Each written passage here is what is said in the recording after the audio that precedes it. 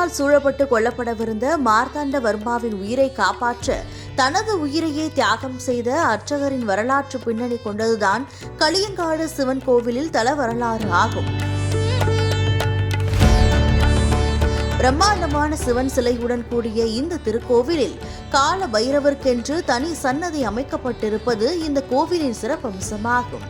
நாகர்கோவிலில் இருந்து திருவனந்தபுரம் செல்லும் தேசிய நெடுஞ்சாலையில் உள்ள சிவபுரம் என்ற பகுதியில் அமைந்துள்ளது அருள்மிகு களியங்காடு சிவன் கோயில்.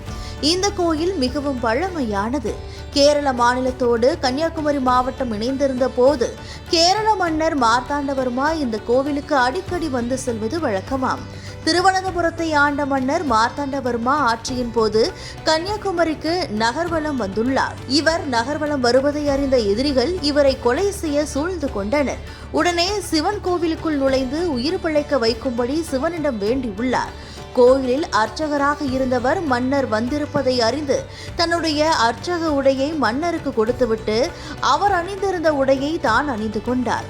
அர்ச்சகராக மாறிய மன்னர் மாறு வேடத்தில் தப்பிச் சென்று விட்டார். மன்னர் வேடத்தில் இருந்த அர்ச்சகரை எதிரிகள் வாளால் வெட்டி கொன்றுவிட்டனர். இதை அறிந்த மன்னர் அர்ச்சகர் வேடத்தில் வந்து தன்னுடைய உயிரை காப்பாற்றியதால் கோவிலுக்கு பல உதவிகளை செய்துள்ளார். இதன் பின்னர் பராமரிப்பில்லாமல் போன கோயிலை ஊர் மக்கள் எடுத்து சீரமைத்துள்ளனர்.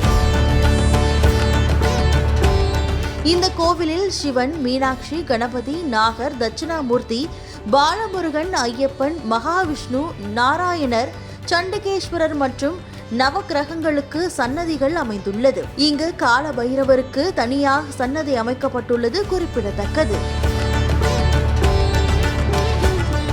கால பைரவருக்கு தேய்பிறை அஷ்டமியில் சிறப்பு அபிஷேகங்கள் மற்றும் சிறப்பு வழிபாடுகள் நடத்தப்படும்.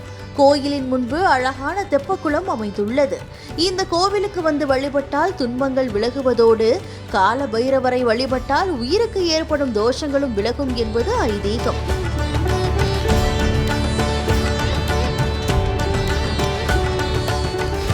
இந்த கோவிலுக்குள் நாகபுஷ்பம் மற்றும் வில்வம் ஆகிய தல விருட்சங்கள் அமைந்துள்ளது.